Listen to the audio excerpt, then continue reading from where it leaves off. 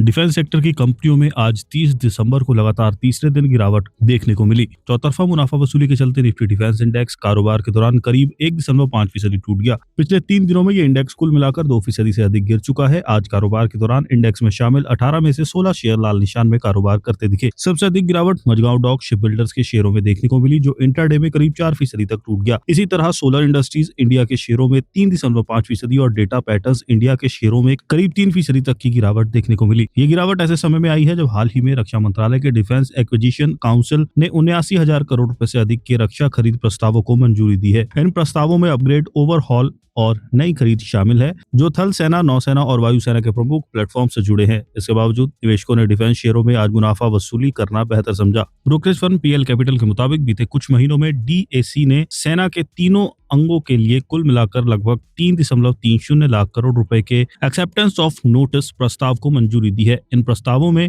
Missile और air defence system, electronic warfare और sensor drone व स्वायत्त system, naval platform, mobility solutions और लाइफ साइकिल अपग्रेड व मेंटेनेंस शामिल है। ये मंजूरियां आने वाले कई सालों के लिए ऑर्डर विजिबिलिटी मजबूत करती है और घरेलूकरण व प्राइवेट सेक्टर की भागीदारी को बढ़ावा देती है। पीएल कैपिटल का मानना है कि ये एओएन घरेलू डिफेंस मैन्युफैक्चरर्स के लिए मध्यम से लंबी अवधि में कमाई और एग्जीक्यूशन को लेकर स्पष्टता लाती है। खासतौर पर missile, electronics, unmanned system, ship building और सपोर्ट सर्विसेज से जुड़ी कंपनियों को इसका फायदा मिल सकता है। 29 दिसंबर 2025 को दी गई 79,000 करोड़ रुपए की ताजा मंजूरी ने डिफेंस कैपेक्स पाइपलाइन को और मजबूत किया है। ब्रोकरेज ने यह भी बताया कि लंबी दूरी के गाइडेड रॉकेट गोला बारूद से सोलर इंडस्ट्री इंडिया को फायदा मिल सकता है, जबकि अस्त्र MK2 मिसाइल प्रोजेक्ट से भारतीय डायनेमिक्स और भारतीय इलेक्ट्रॉनिक्स को लाभ मिलने की उम्मीद जताई जा रही है। इसके अलावा ड्रोन, रडार और नौसेना व वायुसेना से जुड़े अन्य प्लेटफॉर्म के जरिए कई घरेलू कंपनियों के ये नए अवसर खुल सकते हैं। वहीं ब्रोकरेज फर्म मोतीलाल ओसवाल ने कहा कि डीएसी की मंजूरियां हथियार, मिसाइलें, एयर डिफेंस सिस्टम, सर्विलांस और कम्युनिकेशन इक्विपमेंट, ट्रेनिंग सिस्टम और नेवल सपोर्ट प्लेटफॉर्म जैसे कई क्षेत्रों को कवर करती हैं। हालांकि एओएन तुरंत ऑर्डर में तब्दील नहीं होता, लेकिन इनकी व्यापकता और आकार आने वाले 2 से 4 सालों में सरकारी डिफेंस कंपनियों और चुनिंदा प्राइवेट कंपनियों के लिए ऑर्डर फ्लो के जोखिम को काफी हद तक कम कर देती है।